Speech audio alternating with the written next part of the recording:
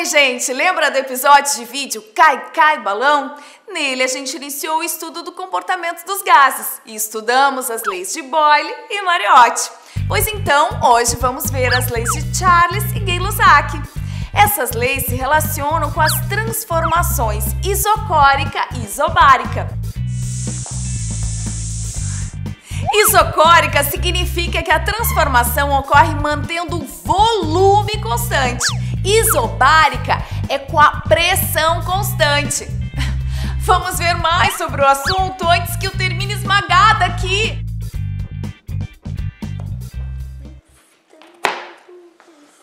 Oi, mãe. Meu filho, espera a comida ficar pronta. Pô, mãe, eu tô com fome. O que a senhora tá fazendo na panela de pressão? Milho. Eu adoro milho. Mãe, acredita que a panela de pressão me lembrou de um experimento que a gente fez na aula de hoje? Ah, agora milho tem a ver com química. O milho, assim não, né, mãe? Mas a pressão tem tudo a ver. Dá uma olhada.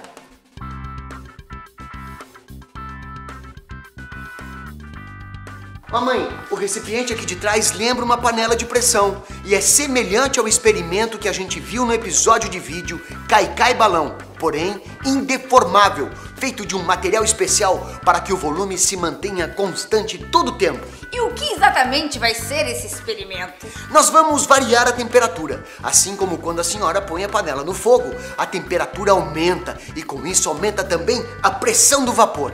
E o que vai acontecer com a pressão do vapor? Bem, fornecendo energia para um sistema, a energia das moléculas do gás aumenta. Com isso, haverá também um aumento do número de colisões contra as paredes do recipiente, que irão se tornar mais intensas e cada vez mais violentas, resultando num aumento de pressão exercido pelo gás. É o mesmo que acontece com a pressão de vapor dentro da panela. Só que se a panela não tivesse uma válvula para aliviar a pressão, ela ia estourar, porque ela não é feita de um material indeformável, como na experiência que a professora falou em aula. Como quando a panela começa a soltar o vapor de dentro dela? Isso! No experimento, o aumento da pressão é verificado pelo manômetro e o da temperatura pelo termômetro. E aumentando a temperatura, a pressão também aumenta? Sim, o aumento é linear, porque a temperatura e a pressão são grandezas diretamente proporcionais quando o volume do gás é mantido constante. Quer dizer que, aumentando uma, aumenta também a outra. Filho, tá tudo muito interessante, mas a comida vai queimar se a mãe não for pra lá. Eu vou ajudar a senhora. Vem, meu filho, vem. Oi, gente. Desculpa a invasão, mas isso aqui tá uma delícia. Ai, Thiago, espera ficar pronto, menino. Eu já desliguei a panela que tava ali no fogo. Obrigada. Tu é um escalado mesmo, hein, meu? Pô. Até parece, Mas e onde é que vocês estavam? A gente estava explicando que a temperatura e a pressão são grandezas diretamente proporcionais quando o volume de um gás é mantido constante. Aumentando uma, aumenta a outra. Claro, como a professora falou na aula de hoje, que Charles e Gay-Lussac enunciaram a lei para a transformação isocórica. Mantendo-se constante o volume de uma certa massa de um gás, a pressão exercida é diretamente proporcional à temperatura absoluta. Isso aí, cara. Ah, e a mesma lei também pode ser dita de forma matemática, lembra?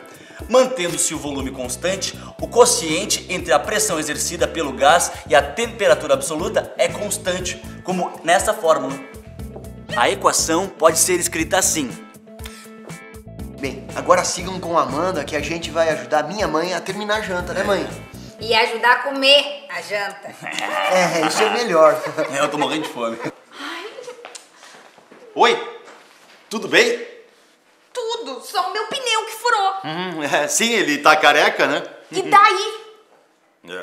E daí que um pneu velho e careca, ao rodar grandes distâncias, pode estourar.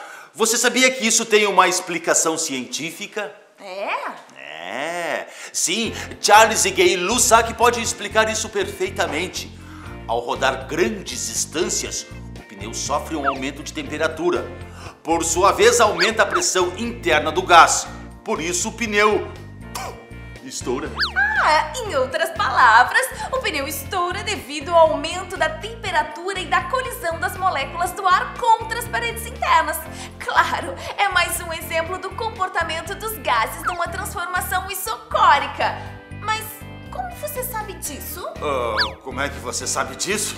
É porque eu sou professor de Físico-Química aqui da universidade. É por isso. Legal! Então você podia me ajudar com a outra lei de Charles e Gay-Lussac, que trata da transformação isobárica, que é quando a pressão é mantida constante. Claro que sim! Vamos ver um experimento? Neste experimento, a pressão é mantida constante, enquanto a temperatura aumenta. Mas o que vai acontecer com o volume nessas condições? Bem, num recipiente igual ao do primeiro experimento, só que com êmbolo é colocada certa massa de gás. Vamos variar a temperatura. Não esqueçam, a pressão é mantida constante. Pois então, fornecendo energia ao sistema, a energia das moléculas aumenta. Com isso, as colisões com as paredes do recipiente vão se tornar mais intensas. Logo, o volume do gás aumenta, o que pode ser observado pelo deslocamento do êmbolo. E você sabe o que acontece quando reduzimos a temperatura em vez de aumentar? Que tal a gente repetir o experimento reduzindo a temperatura para ver o que acontece, hein? Vamos lá?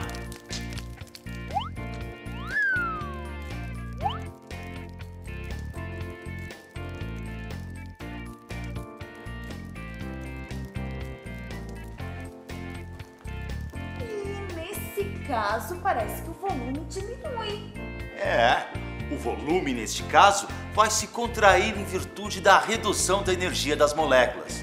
Esta variação é linear. Resumindo a lei de Charles e Gay-Lussac para uma transformação isobárica, quando a pressão é mantida constante, o volume ocupado por certa massa de gás é diretamente proporcional à temperatura absoluta. Exato! Logo, se a temperatura aumenta, o volume aumenta. E se a temperatura diminui, o volume também diminui.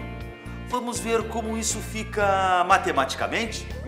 A mesma lei expressa matematicamente fica assim. Mantendo-se a pressão constante, o quociente entre o volume e a temperatura absoluta de certa massa gasosa é sempre o mesmo. A equação pode ser escrita da seguinte forma. A lei de Boyle-Mariotti e as leis de Charles e Gay-Lussac serviram de base para a equação dos gases perfeitos, ou equação de Clapeyron. O que nada mais é do que uma expressão matemática que relaciona, ao mesmo tempo, as três variáveis de estado e a quantidade de matéria de um gás. É, na verdade, a reunião das expressões anteriores. E qual é o valor da constante universal? O valor de R a ser adotado depende da unidade de pressão que estiver sendo usada. Se ela estiver em atmosfera, vamos usar o valor de 0,082. Se estiver em milímetro de mercúrio, o valor de R deve ser de 62,3.